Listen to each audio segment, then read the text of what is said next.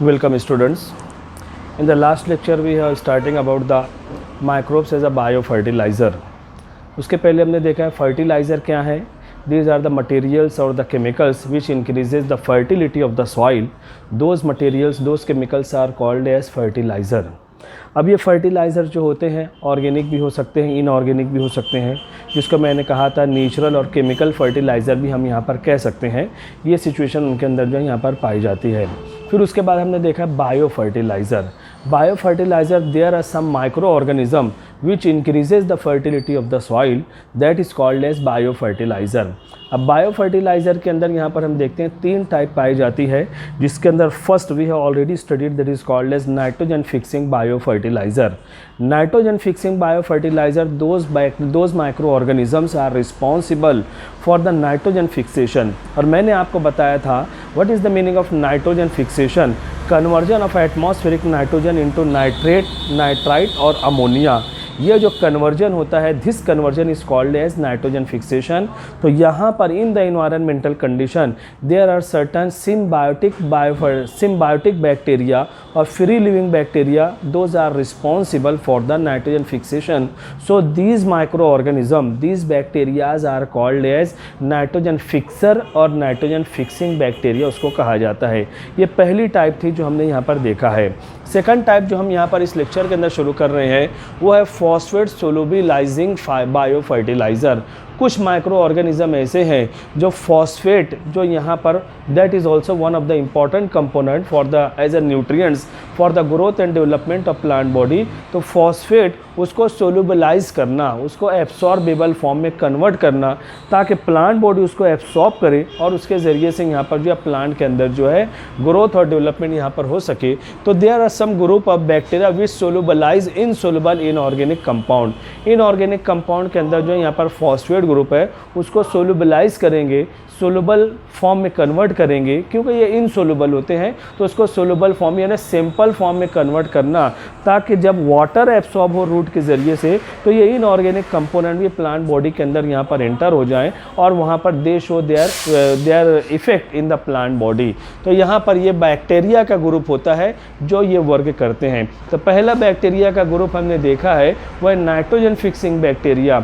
दूसरा जो रहेगा फॉस्फेट सोलुबलाइजिंग बायो फर्टिलाइज़र, ये भी बैक्टीरिया का ग्रुप है.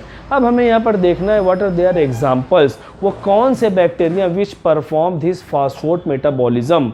तो यहाँ पर है वो bacteria Pseudomonas bacteria, micrococcus bacteria, bacillus polymyxa और एग्रोबैक्टीरियम. ये तमाम के तमाम ये बैक्टीरिया के ग्रुप हैं जो यहाँ पर फॉस्फेट मेटाबॉलिज्म के लिए, फॉस्फेट सोलुबलाइजेशन के लिए जिम्मेदार हैं. इनकी वजह से phosphate that enter in the plant body और इस तरीके से that are responsible, they show their effect. और फॉस्फेट का इफेक्ट क्या रहेगा एटीपी के अंदर, one of the important component, यानी हम कह सकते हैं फॉस्फेट आर एनर्जी प्रोड्यूसर. उसके बाद यहाँ पर जो फॉस्फेट जो है that is the main component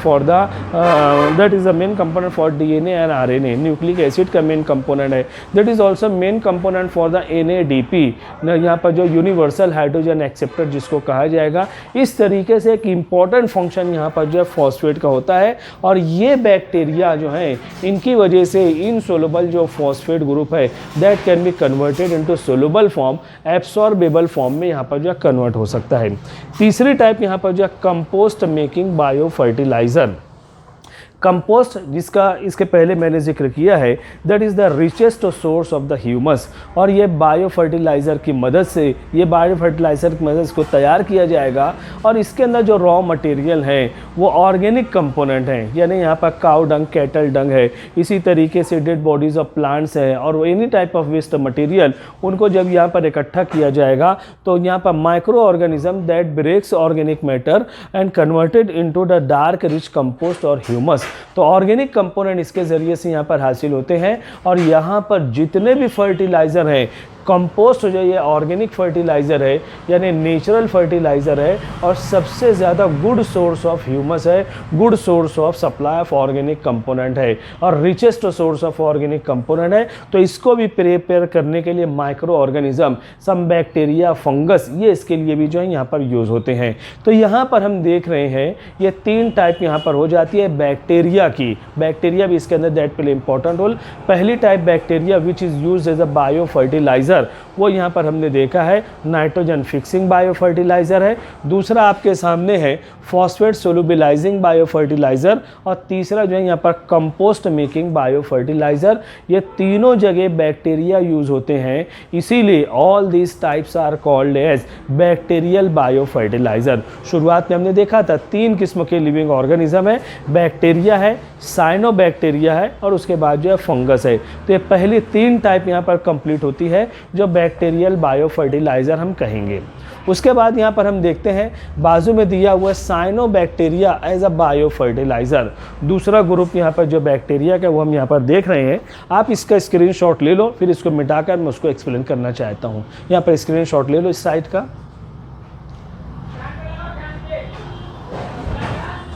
ठीक, अब यहाँ पर देखो ये जो दूसरा ग्रुप यहाँ पर माइक्रो ऑर्गेनिज्म का है जो कि बायो फर्टिलाइज़र के तौर पर यूज़ होते हैं, वो है यहाँ पर साइनोबैक्टीरिया। साइनोबैक्टीरिया इसकी जो पोजीशन होती है, इसकी पोजीशन कंट्रोवर्शियल पोजीशन है। कंट्रोवर्शियल पोजीशन क्योंकि यहाँ पर जो है साइनोबैक्टीरिया, ये जो कुछ साइंटिस्ट जो हैं इसको बैक्टीरिया कंसीडर करते हैं क्योंकि इसके अंदर प्रोकैरियोटिक न्यूक्लियस है, लेकिन कुछ साइंटिस्ट जो हैं cyanobacteria that is also called as BGA, blue green algae कहा जाता है। इनके अंदर क्लोरोफिल पिगमेंट है, ग्रीन कलर और ब्लू कलर के क्लोरोफिल पिगमेंट है, इसीलिए इनको जो अलगी ब्लू ग्रीन algae कहा जाएगा। But due to presence of prokaryotic nucleus some group of scientist they say that these are the cyanobacteria. तो यहाँ पर दैट में भी साइनोबैक्टीरिया, दैट में भी ब्लू ग्रीन algae, तो यहाँ पर that can be use as a bio fertiliser. तो हम तो इसको कहेंगे साइनोबैक्टीरियल बायो फर्टिलाइजर और we can also say that these are also called as algal bio fertiliser भी हम उसको जो है यहाँ पर कह सकते हैं। अलगल बायो फर्टिलाइजर भी इसको जो है यहाँ पर कहा जाता है। अब यहाँ पर ये जो साइनोबैक्टीरिया ब्लू ग्रीन algae होते हैं, इनके अंदर 2 कंडीशन पाई जाती है, that may be free living, that may be symbiotic. Free living some यहाँ पर बायो फर्टिलाइजर ऐसे हैं जो साइनोबैक्टीरिया ऐसे हैं which can live in open environmental condition without any support of other living organism.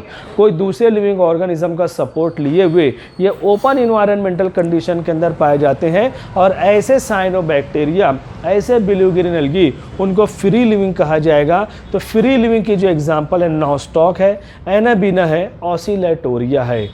और इसी तरीके से कुछ ऐसी एग्जांपल भी यहाँ पर मौजूद हैं जो सिम्बायोटिक होते हैं। इसके पहले भी हमारा डिस्कशन हुआ है। सिम्बायोटिक का मतलब होता है if any type of living organism if that are associated with some other living organism, किसी दूसरे लिविंग ऑर्गेनिज्म के साथ में, किसी दूसरे लिविंग ऑर्गेनिज्म के सहारे से अगर एक लिविंग ऑर्गेनिज्म अपनी लाइफ को आगे बढ़ाता है तो ऐसे लिविंग ऑर्गेनिज्म उसको सिम्बायोटिक कहेंगे। सिम्बायोटिक के अंदर अगर यहाँ पर सिम्बायोटिक साइनोबैक्टीरिया कुछ लाइकेन के साथ में अपना पेयर बनाते हैं और कुछ जो है जिम्नोस्पर्मिक प्लांट बॉडी साइकस के साथ में अपना पेयर बनाते हैं, तो लाइकेन के साथ में जो यहाँ पर सिम्बायोटिक जो बैक्टीरिया है, जो अपना यहाँ पर जो साइनोबैक्टीरिया है जो अपना पेयर बना रहे हैं, उसकी एग्जांपल है एनाबीना और नॉस्टॉक।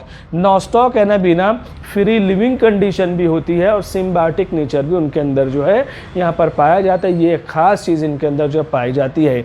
इसी तरीके से सिम्बायोटिक विद साइकस यहाँ पर जो रहेगा तो साइकस के साथ में भी एनाबीना होता है और इसी तरीके से अजोला के साथ में भी एनाबीना यहाँ पर जो है पाया जाता है। तो यहाँ पर साइनोबैक्टीरिया फ्री लिविंग भी हो सकते हैं और इसी तरीके से सिम्बायोटिक नेचर भी हो सकता है। दूसरी प्रॉपर्टी जो पाई जाती है हेट्रोसिस्टस और नॉन हेट्रोसिस्टस, दे मे बी हेट्रोसिस्टस और दे मे बी नॉन हेट्रोसिस्टस।